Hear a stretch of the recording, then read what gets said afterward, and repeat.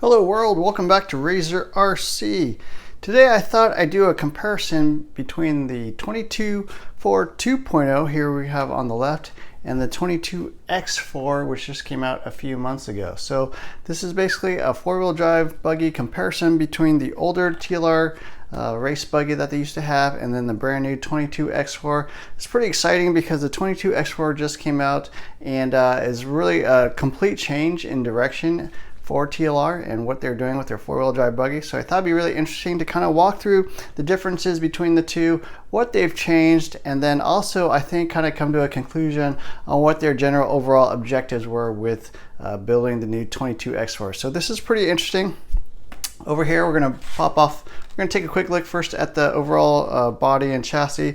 So as you can see, it's kind of got like a triangular shaped body. It's got the signature little spring and nut sticking out the side. That is for the slipper adjustment. I'm running this as a dirt vehicle, so I've got dirt style tires, sort of an indoor clay type tire. And then over here on the 22X-4, you can see it's much more of a rectangular sort of what I call shoebox style body. Much lower, flatter. Still got a bit of that signature little bump out on the body there. A little bit of a harken back to the slipper adjustment. But the 22X-4 2.0, as you can see, is a much taller sort of cab forward design. Some similarities in the body. You still got kind of like this channel up top with the two rails and then a huge spine down the back.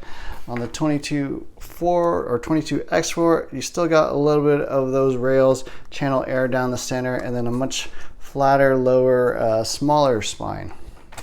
So that's how they kind of look with the body. So let's pop the body off. 22X-4 2.0 is a much thicker body. It's a really heavy duty body, very durable. I've had this buggy for about 3 months, and I'm sorry, 3 years. And it's still holding up really well. The 22X-4 body is much thinner. It's like their lightweight body. I forget, it's like 0.5 millimeter or 0.7 millimeters, I think, something like that. So much thinner overall. And so looking down the chassis itself, kind of the overall design, the 22X-4 2.0, as you can see, is a belt drive car. So if you haven't figured it out by now, Losi has always had belt drive, four-wheel drive 10 scales. So the 22X-4 2.0 is the last of this generation. It's really pretty much based very similarly to the the double X4 back in the late 90s, and retains that same overall general design. So you've got 3 belts, a front belt, a side belt, and then a rear belt. Electronics wise, it's really unusual. It's got this laterally mounted motor up front. So that's kind of why they have the triple belts. They wanted to be able to move that motor a little bit more inward rather than sticking out way out to the side. It's got this really unusual like vertically mounted servo right in the middle of the chassis. Kind of has this long drag link out to this, I think it's called the AB horn, which actually goes down to the bell cranks. And then underneath, you can't really quite see it that well, but there's a long belt all the way in the back. So uses 2 millimeter belts front and side. These are the same sizes. And then I think a 3 millimeter belt in the back.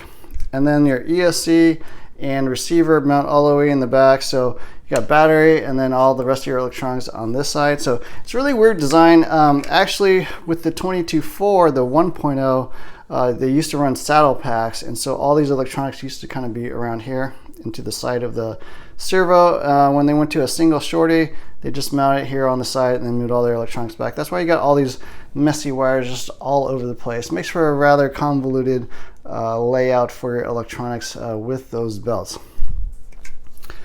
As far as overall general chassis design, so standard 2 millimeter chassis, I think it's 2 millimeters, maybe 2.5 millimeter chassis, aluminum, and then yeah, pretty standard, or not standard, but that's kind of the 22 classic 4 layout there. Now with the 22X-4, as you can see, it's completely different. So they went to sort of this modern X-ray style layout. It's used on a lot of vehicles nowadays. The Associated is also similar. I think the Yokomo is also very similar. So the kind of the modern general layout is to have motor and battery on opposite sides here in the back. center diff or center slipper here in the middle, and then servo on one side and ESC on the other. So kind of your classic 4-corner layout, motor, battery, servo, and ESC. A lot of carbon fiber, adjustable stiffness down the center, so with that spine. Obviously shaft drive, so front and rear drive shafts, and then down the center you've got 2 drive shafts or dog bones. These uses CVA, some vehicles use dog bones, but yeah, that's kind of how it goes. Flat lay down servo there, generally some sort of bell cranks and upper chassis brace up top, and then an easily accessible diff or centered slipper right there in the middle. So yeah, kind of a standard modern buggy layout, a lot of carbon fiber as you can see.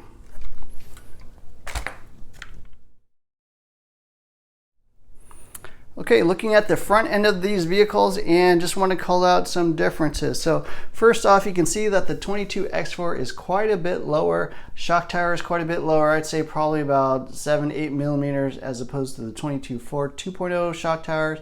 The shocks are quite different. As you can see, these are the new Gen 3 shocks. I'm sorry, over here on the right. It's got the plastic caps, kind of the shallower shock cap as well. Skinnier adjuster. Uses the same springs, and then a little more threading on the actual shock body. Bottom rod ends are quite different. They're actually got these bolted shock cups here on the bottom so that they don't actually fall off of your shock eyelets, whereas here they're kind of these taller ones that can fall off, though not a big deal. All aluminum, of course, although the 22.4 has the aluminum shock caps. They also changed the wheels. So this uses a Schumacher offset front wheel, whereas the older 22.4 uses the 22.4 offset. So this is 1 millimeter in a little bit, so the hex is a little bit different. So they did change that, and be aware that your 22.4 wheels will not mount on this unless you use a 1 millimeter thicker front hex. Other stuff you'll notice is that obviously you've got the front wing here on the 22X4. It's got front sway bars here in the front. Hard to tell, but the 22.4 does not have front sway bars. I'm running actually the LCD drive shafts, although this came with the CVAs.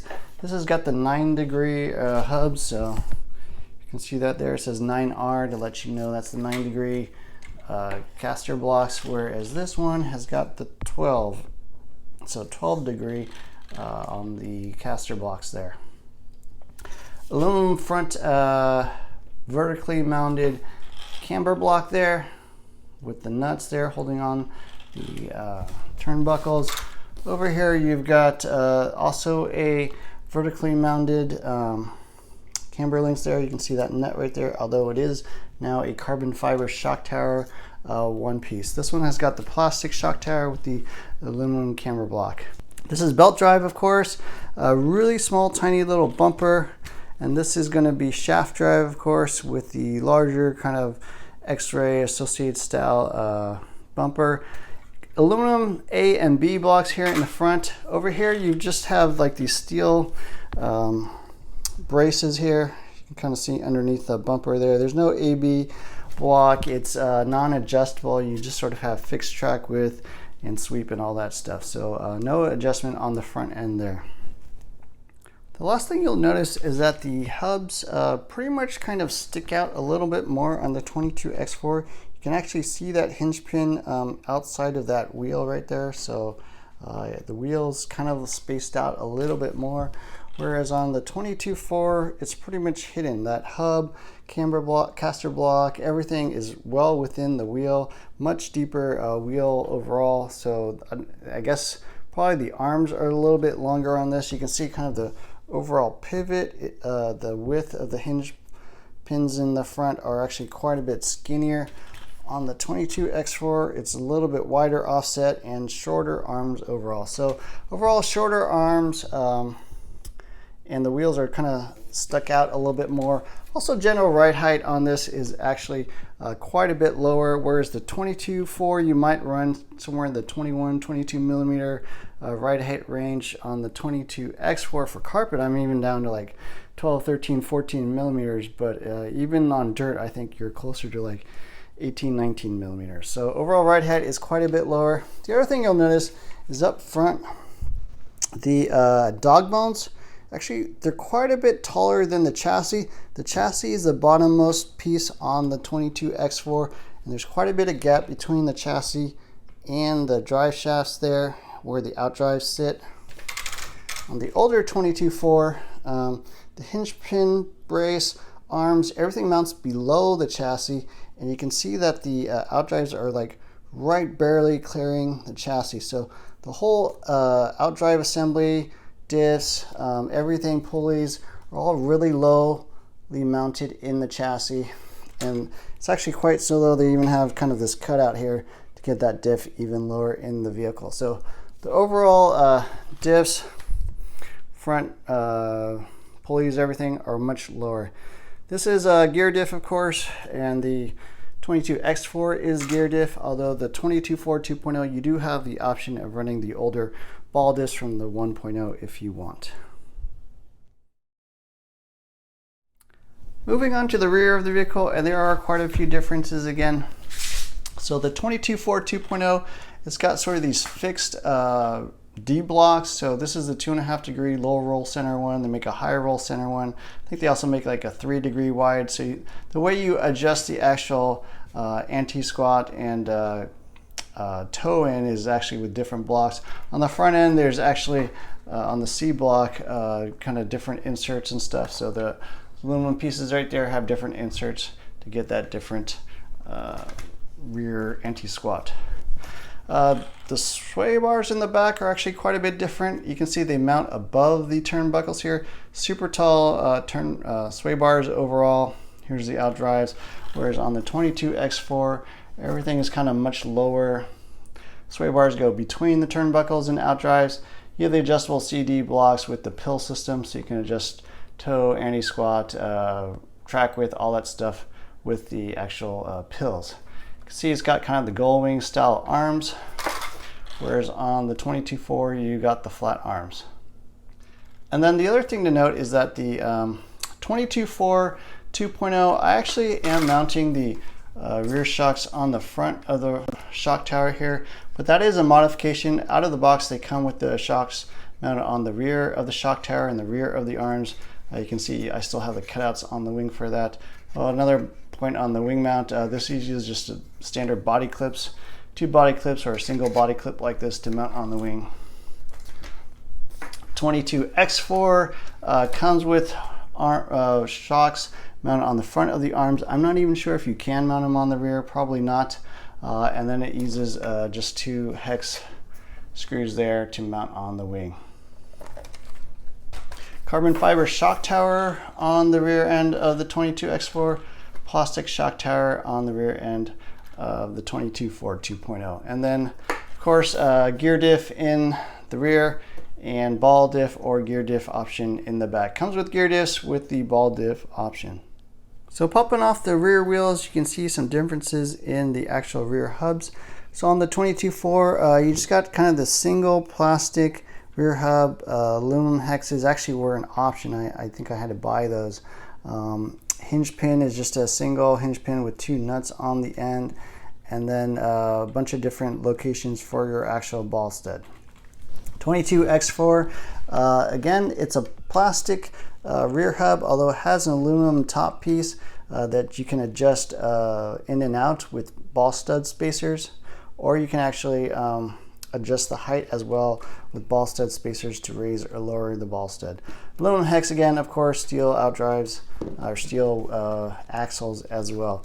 Hinge pin wise, just a single captured hinge pin with a little screw there captured on both sides so that it doesn't fall. There are no nuts at all. So there you have it. That's pretty much a quick overview on these two vehicles and what has changed between the 22.4 2.0 and the 22X4. Overall, I would say the 22X4, they just went with the modern standard buggy layout, made for higher grip surfaces, much lower ride heights overall. Maintenance has improved quite a bit with much easier access to the drivetrain and the electronics. And the last thing I think they did was just incorporate a lot of the modern updates for adjustability. So adjustable A, B, C, D blocks, adjustable rear hubs, that kind of thing. So overall, yeah, quite a bit of improvement. I'm going to get hopefully a chance to drive this pretty soon and see how it runs. But so far, yeah, it seems like a really nice vehicle overall. Anyways, hope you enjoyed this video. Please like, share, subscribe, hit the add notifications button. Look for more videos soon, and thanks for watching.